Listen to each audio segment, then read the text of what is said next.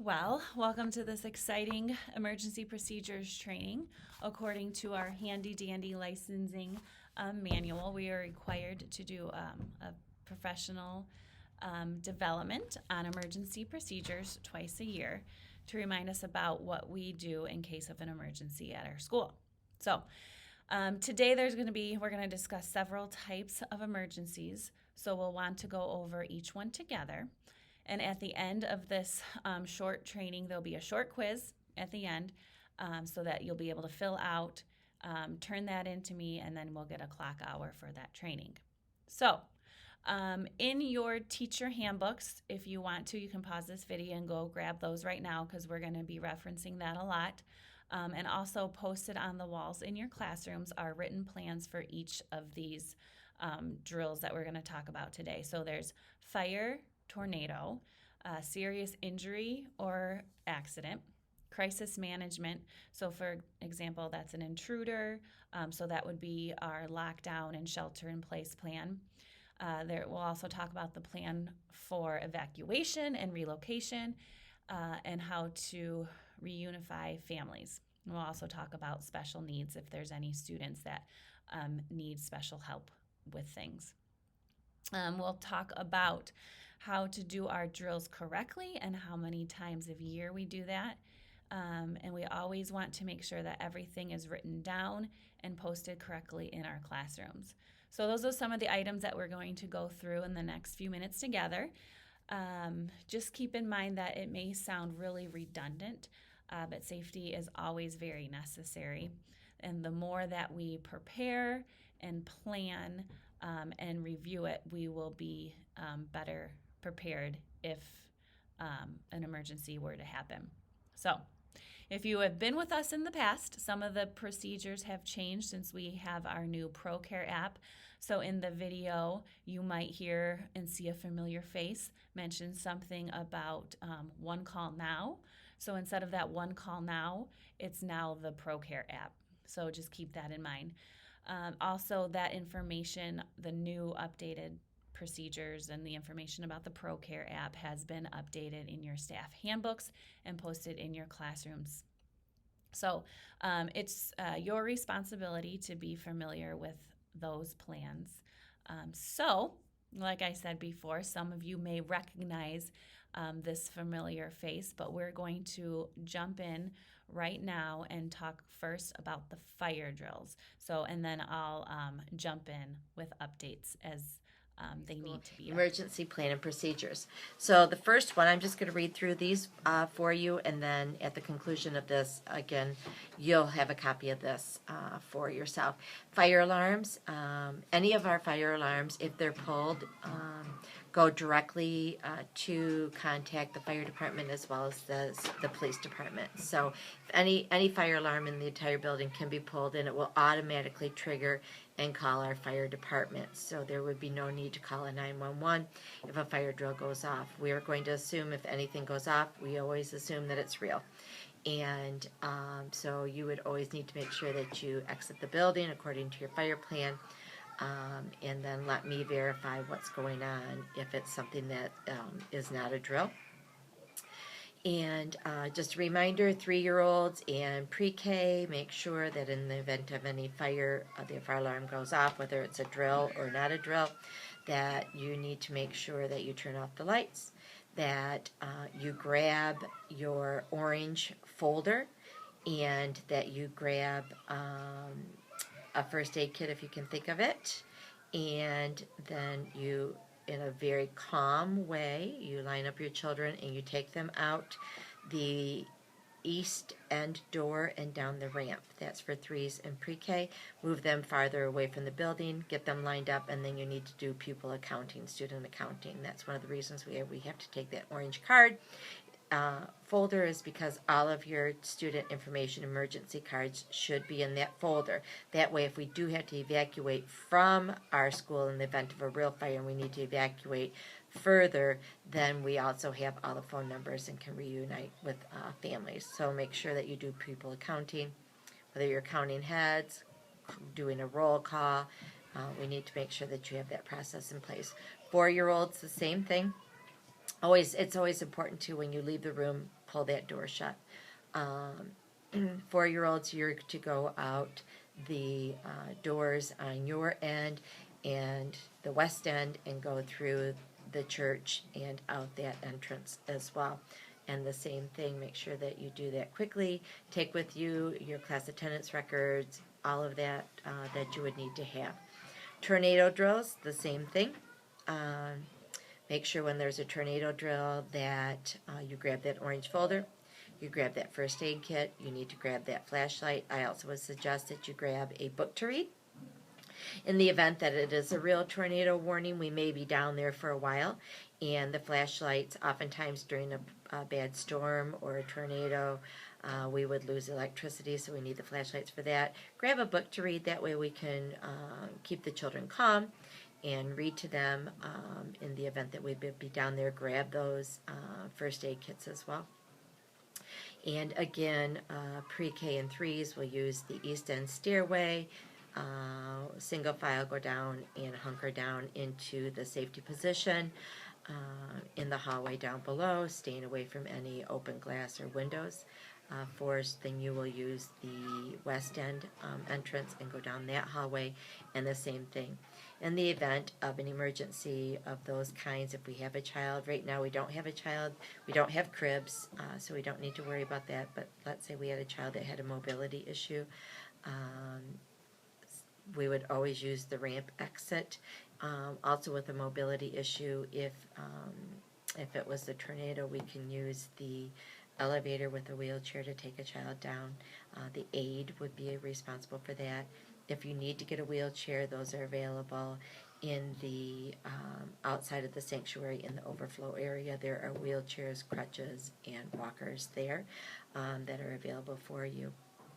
If we do need to transport a child, if we're evacuating, we need to transport a child with a special need, then we would use the ramp, take the child down in a wheelchair, and that child would have priority seating. We would have to use 2-person basket lift to get the child into it so that not one person is holding that child. We don't want to put anybody's back out.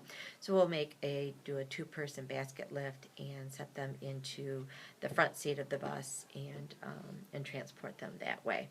If we do have a child with a mobility issue like that, we would definitely already have a plan in place for that child, and we would develop it as we needed to. Serious accident, illness, or injury. If you have a child that has a serious accident, illness, or injury where it's sudden and it is life-threatening, like if they're unconscious, if they have a really hard blow to the head, if they have a broken bone, if they're violently ill, first thing to do would be call 911. And then we're going to want to make sure that that child is safe and secured. So typically we would not want to move the child, so what you would need to do is move the classroom. If it happens within a classroom setting, we would want to keep that child stable, secure, and calm. So at that point, then the classroom teacher would stay with the child, or the aide, either one, the injured child, and then the other one would take that classroom and go and join another classroom. And at that time, if you need an extra set of hands, which you would want to have, either contact me, get Jennifer, get another staff member to be with you. I'd like to have 2 people with the injured child at all times. One that could be on 911 on the phone with 911, and the other one making sure that you're depending on your first aid training and your CPR training to take care of the needs of that child. And also, if you do have an injury or accident and you don't have an extra person to go find someone,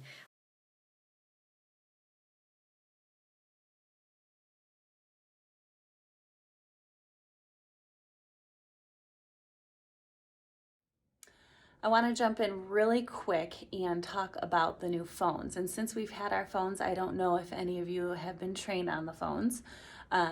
It's nice that we can carry around our cell phones too and rely on those in a case of emergency. However, if for some reason your cell phone is not working, you don't have it on hand, each classroom has its own phone in it. And you can see there is a list of extensions of everybody in the church. If it's an emergency, dial 911. You do not have to dial 9 to get out. You don't have to do anything to get out. The phones are automatically just dial 911. If it's a non-emergency, you just need a extra set of hands, or you can also reach the front desk, and that is 000. So just pick up the phone and 000. You don't have to press pound or any special things. 000. The preschool office is 111. So you can dial those extensions.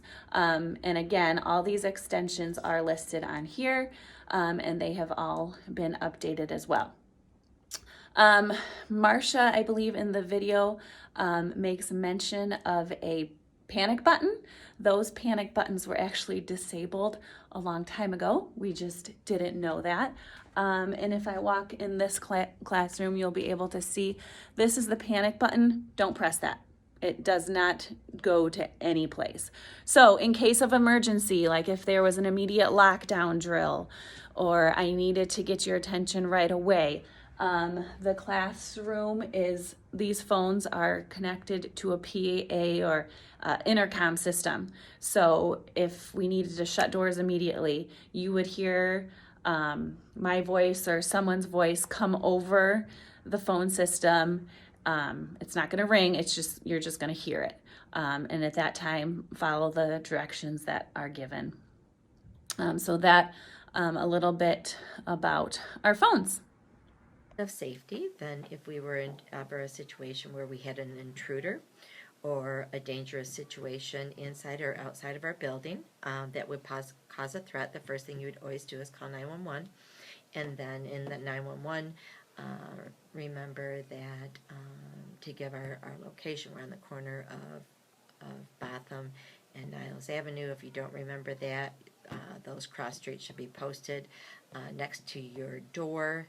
That's one of our required postings, that you have that available for you, because when in an emergency situation, we get nervous, we forget, and that's why those postings are everywhere. If you don't, we're going to go over what postings should be there, and if you're missing something, then let me know as soon as possible, and we'll make sure we get that up. That stays up all the time.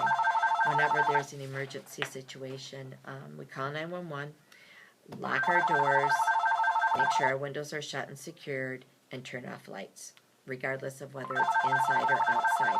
Now, there's different levels of lockdowns.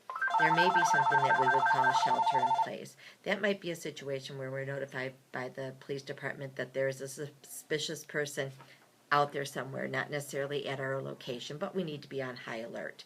So at that point, then we would make sure that everything's locked up.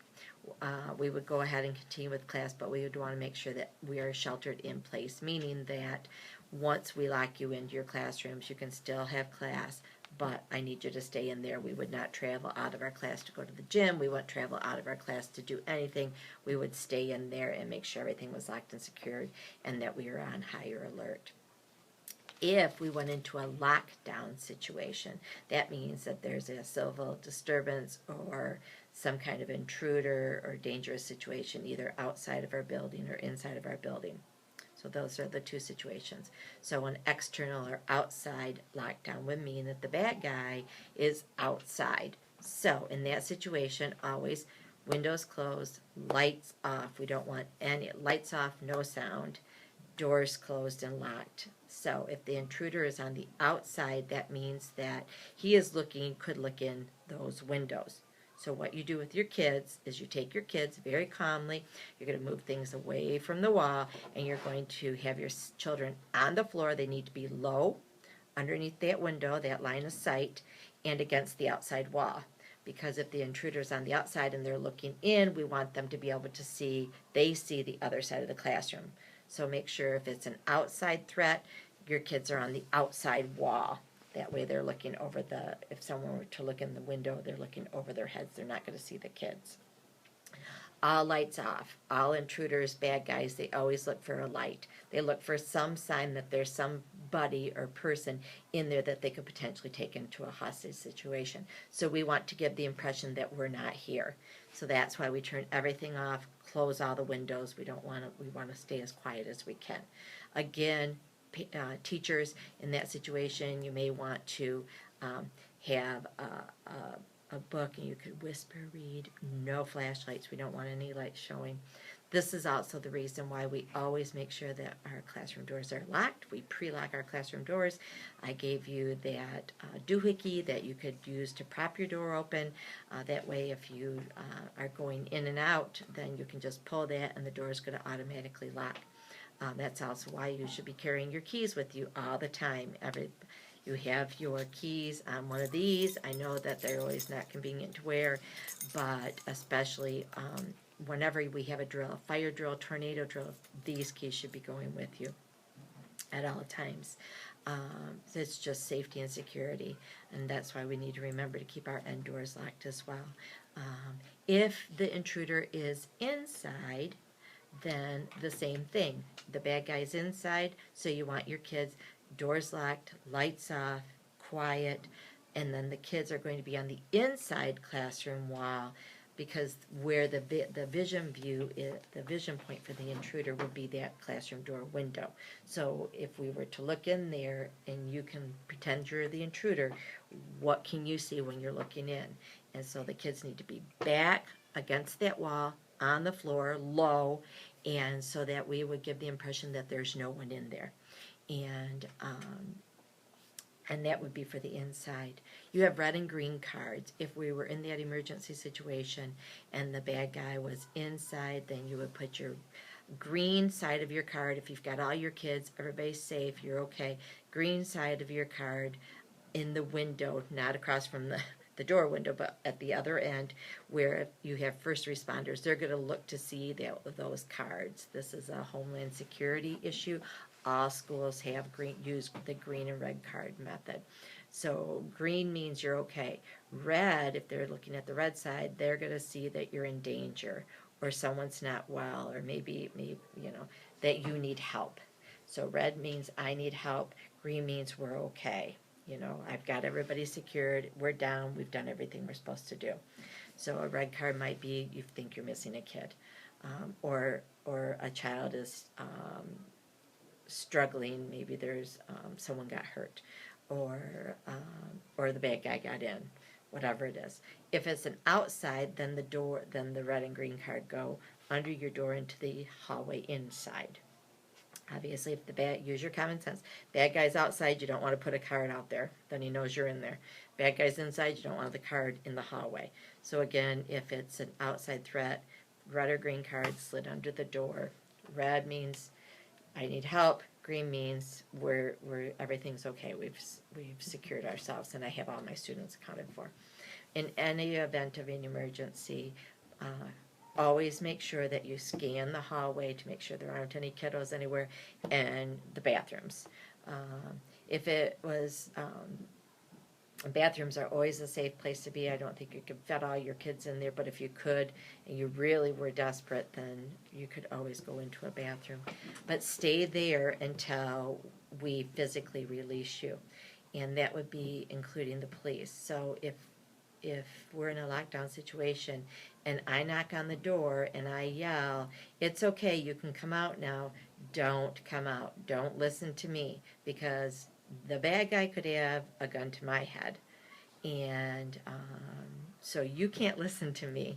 And I'd rather be shot than have all the kids at risk. So don't come out for me. You only come out for a police officer. So if we're in a real lockdown situation, you wait until the police officer enters that room and lets you go, tells you it's okay. Otherwise, you stay put and keep those kiddos safe. So there are times when we would want to evacuate. Let's say if there's a flood, we would evacuate and continue operations. If we lose electricity, depending on the weather and how extreme it was, we would probably stay here, shelter down in place, call parents and bring them. So that's kind of iffy when we would evacuate. If there's a chemical spill, we would definitely evacuate the building.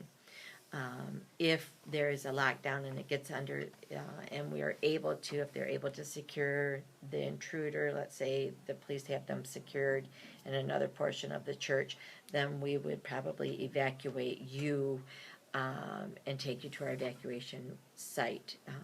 All of those things kind of just fall out as the situation falls out, and we'll fall back on our common sense and how we're directed by the first responders on that.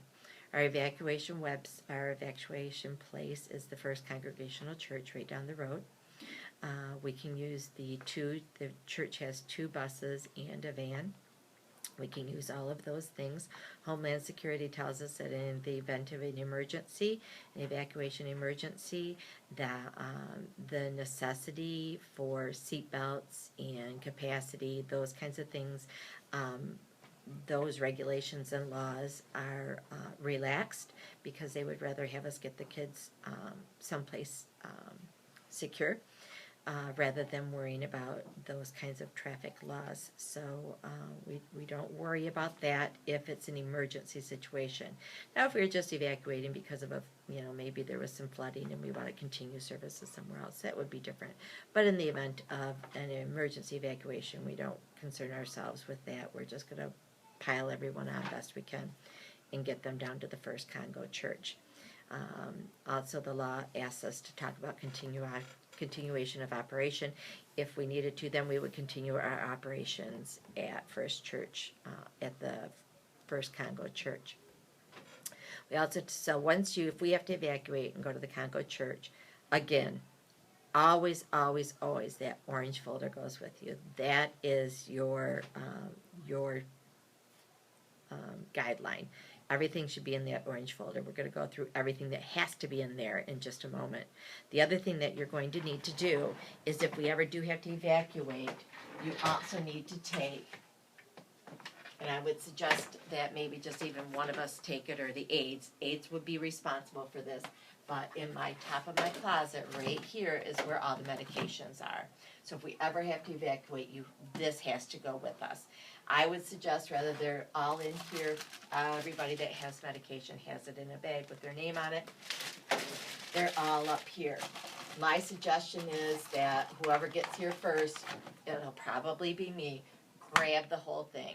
Just grab it all and take this whole bin with us. Then we know we've got everybody's meds. Next to that is a notebook, and it says medical alerts. So this has everybody's medical plan in it. That also should be grabbed and brought with the meds. So whenever we leave, if we ever had to leave the facility, meds have to go with us, and our plans should go with us as well. That takes us back to that orange folder. Everybody's orange folder should have all the plans in there for the students in your classroom. So if you have your orange folder, you've got your plans. If you have your orange folders, you should have all of the emergency procedures in there. If you have your orange folders, you should have all your emergency contact cards for reunification. Everything should be in there. Please, please, please make sure that your orange folders are complete and you take them all the time with you. Let's see. Once we get to the Congo, then we have to make sure that we do student accounting. And that's the first thing we do. We get everybody into the condo, and then we pull out our class lists, and we make sure that we account for every student that we have. That's why it's important that we keep up on our attendance, that we have current class lists in our orange folders every time you get a new student, and redoes your class list. You need to make sure you're making the appropriate copies for that and putting it in your orange folder. If there are changes for phone numbers, things like that on emergency cards, and I notify you of that change, or Ann does, then make sure you're updating those cards, because that is our key thing. Once we account for all the students, and we want to keep them calm, and again, your 2 rules. Use your common sense, stay calm. Use your common sense, stay calm. Once we get there, then we need an account for our pupils. Then we need to do what's called reunification. And our reunification tool will be our one-call system. That's the automated system that I have on our computer. I also have it on my cell phone, my phone app.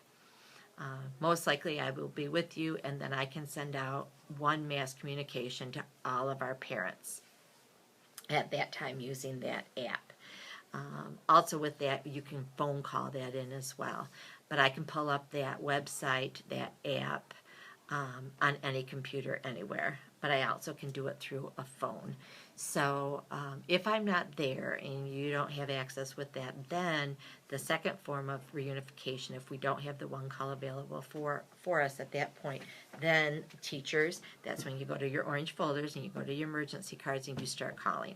So then you're going to go to your phone logs and you're going to go through your phone tree and start calling your parents then and letting them know where we're at, and they can come pick up their child. And we will go ahead and continue our operations at the first Congo until all the students are picked up. The other part of our crisis plan would be a nuclear threat, because we are within our 10-mile fallout zone with a Cook nuclear power plant as well as Palisades. So, very similar. Homeland Security would contact the Barry and Risa. The Barry and Risa would contact all of the administrators for the public as well as the private schools, and then we would go through our process with that. Our evacuation would take place then. They would contact us, and then I would get everybody prepared to evacuate. Again, same procedure. Pupil accounting, we grab our kids, we make sure we have them all, we use our common sense, we stay calm, grab your orange folders, grab your meds. Anytime we leave the building, grab your meds, and then the St. Joseph Public Schools will transport us. So we will get a school bus from St. Joe. They will come here. We will load all of our students on one bus together. And our first relocation site is the Mendel Center. Once we get to the Mendel Center, then they will have an area designated for our preschool where we will go to. We will go there and we will wait on Homeland Security to tell us next steps. If it's depending on the level of the meltdown or whatever it is, the nuclear fallout, if it's a low level and they've cleared it, then they will let us know where that we can reunify at that point. So when we get to the Mendel Center, student pupil accounting, you take your roll, make sure you've got everybody that you need, everybody's okay, everybody's accounted for. First thing you do. Then we wait and hear from Homeland Security. They'll let us know. If at that point we're going to stay there, then we'll start the reunification process. And again, we'll use the one call automated response system to do a robocall to all of our parents, let them know where we're at and when they can pick us up. Or if we don't have that available, then we will start on our phone trees. That's again, you're going to pull out your emergency cards and start calling parents and give them reunification information. Same time, that will also be put out, broadcast through Homeland Security on all of the TV stations and radio. We don't want parents coming to the preschool to pick up. We, by law, have to take them as a group, as a preschool, and check them into the Mendel Center. And then at that point, depending on the level, they might scan us to make sure that we aren't radioactive or anything like that. If it's a higher level fallout, then they may take us from Mendel Center and relocate us further away. Waterville, Cassopolis, there are different areas. They've got these mile zones, and they will take us to another location. We don't know what location they'll take us to yet. It just depends on which way the wind's blowing, literally, before they'll decide where to send us. And so they may put us on another bus and take us somewhere else. That's why it's super important that we always do pupil accounting, make sure that we have our students, so that we always make sure we don't leave anybody behind. That's for that. Let's talk right now about your orange folders, because they're super important. In your staff handbooks, you got this sheet, and it also should be in your orange folder of everything that needs to be in that orange folder. So make sure in your orange folder you have your drill procedures and guidelines, which would be like this. And I just redid that. The other thing you need to have is the evacuation plan, which I had a copy of right here, but oh, it's right there. Nope, it's not. The evacuation plan. I redid that as well, so I'll get you a new one of those too, because it was a little too wordy, I think. So you're going to have that. You're going to have the staff contact information with all of our staff phone numbers and our contact information, updated class list, emergency card, copies of your emergency cards, Your medical alert information for all your students that have medical or health concerns, a red green card, your building maps, and make sure that it's in, everything's complete and in the WA file so that we can always get to it. Everything that has to be posted should be your fire route plan, your emergency procedure plan by the exit, and your emergency evacuation plan. Actually, I'm going to add to that our location so that if we need to call, that we remember what street we're at and our address. So I'm going to add our location, our locator information, and I'll get that out to you. The other two posting, make sure that you have, it's a good time to check it, is that you have your hand washing procedures posted by every sink, as well as your sanitation plan by in your closet or cupboard where you keep all of your cleaning supplies for snack table. This is a licensing year, so they will be checking all of this and make sure everything's always there. And if you're missing something, please, it's your responsibility to let me know. So make sure all those things are there. Let's see, just a couple daily safety and security reminders. Remember, doors locked, keys with you. And when you leave at the end of the night, make sure all windows are secured and shut and locked as well. Make sure that you're familiar with your health plans and what students have them and what their needs are, if they have an EpiPen, if they have an inhaler, what it is. Make sure your orange folders are up to date. Make sure your flashlights are working. Make sure that you always use your common sense at the end of the day. Common sense, because we could have, it would be endless the amount of unexpected things that could happen during an emergency. So we could what if forever. So at the end of the day, as long as we know what our baseline plan is, and then always let your common sense kick in, and then keep calm. Your children will take your view for you. Take their cues from you. One thing I didn't talk about that I just remembered is tornado. And we're going to take a little walk, and I'm going to show you a couple things. All right, before I give you a quick tour, because I want to touch base about tornado drills again, I want to take a quick tour of the office. So in here, you will be able to find all the escape or an emergency plans. We talked about the medications, if we ever need to grab those. So same spot right here, grab yours. Also, the medical health and all the forms, policies, and procedures are in there. Over here, labeled in red, is the crisis emergency plans. So at any time, if you have any other questions or need to know what to do, you can grab those and read over those for any details you might have missed. Let me talk about tornadoes really quick. In a case of a tornado or severe weather, we will get a call from Berrien County with further directions on what to do. If a tornado has been spotted in the area, if there's high winds, whatever that is. Those calls will go to the preschool office phone, or you'll also be able, if there is an actual tornado, those you'll hear the sirens. But just like we have practice, we leave our classroom, shut our doors, shut our lights. We exit through the east end hallway. All classes go down there like we have practiced. We enter the stairwell down here, single file down the stairs, quickly, quietly, however you can do. There is another set of stairs. These ones always get me. And we come down here. We line up in this hallway away from windows. Have the students duck down, encourage them to be little quiet turtles with their heads on the floor between their legs. Make sure the lights are off and just hang here until further direction. So that is what we do for tornadoes. I also want to touch very briefly on if I am not here, the director stand-in for the morning, it will be Ann or Angie Winsman.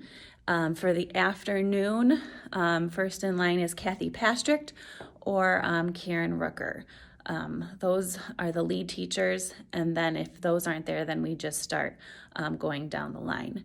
So just to make you aware, that information is also posted in your handbooks and on the emergency plans in your classroom. So as we wrap up, thank you for taking time to go through this video. Preparing in a case of emergency is very important so we know what to do and we can rely on our training. And the most important thing, if we were ever in an emergency or crisis situation, please rely on your common sense and remain calm. So I will send out a link to a short couple questions to answer. Please complete that.